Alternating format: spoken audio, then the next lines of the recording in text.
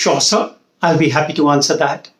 Yes, sir. There was this one very embarrassing, or may I say, scary moment in my life, which happened about 2 years back when my college friends persuaded me to go to river rafting and also camping with them in the mountains. Now, I always had some fear of a flowing water, but then in team spirit, as they coaxed me, persuaded me, I played sport and decided to go with them. However, sir, as luck would have it, while we were in the midst of the current, there was a sudden upheaval and the boat turned turtle. Now, for those 2 to 3 minutes that we all were in the freezing water, was a moment where I really felt that it was a near death experience and we were all absolutely scared.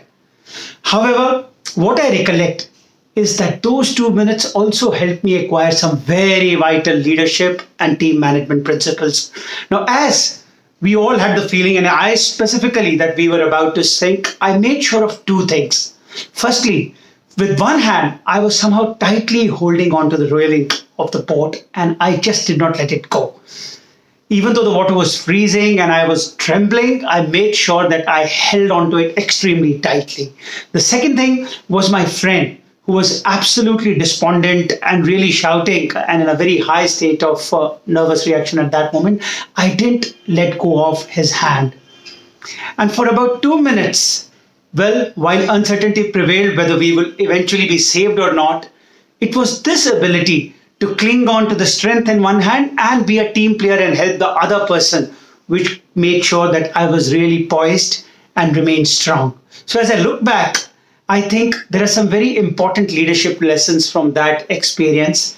Firstly, we must try to, in the high pressure situations, convert our fear into strength. Since I had a fear of drowning, I was trembling, but then I converted into my strength. The second thing is, a team playing spirit always gives you positive force. And had it not been for my friend whom I was rescuing and not letting him drown, probably I may not have got the strength. So the ability to help others in high pressure situation somehow comes back to help you. And third is that never say die attitude, that even at moments when going is really very tough and you are under high pressure, remain calm and have a champion's brave heart to fight back. So I really hope that through my embarrassing and really scary experience, I had some interesting lessons, and I really wish to utilize these at your esteemed organization, were I to be conferred the great privilege of being selected today. So these are my thoughts, sir. I hope it satisfies your query. Yes, students, this is one demo answer when asked a question. Tell us an incident which was extremely embarrassing. Tell us an incident when you were really scared. Tell us of an incident where you proved to be a great team player. Tell us of an incident where you fought back against great adversity. Or lastly, tell us about an incident which not too many people know about you. Whenever asked this kind of a question, try to avoid something which is a very grand stated achievement because it's already there on the resume.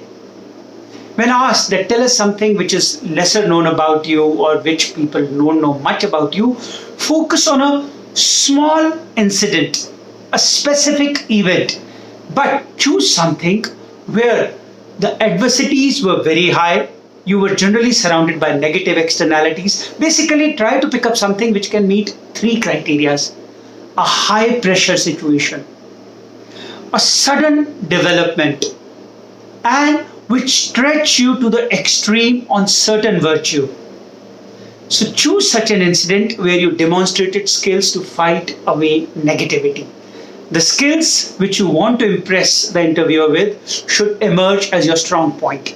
Like in this story where you are getting drowned at the river rafting incident, the virtue which is coming out positively is the ability to keep a cool head even in suddenly imposed crisis. Number two, a team playing spirit where you're trying to help another person. And finally, number three, the ability to remain strong, your resilience, a never say die positive attitude.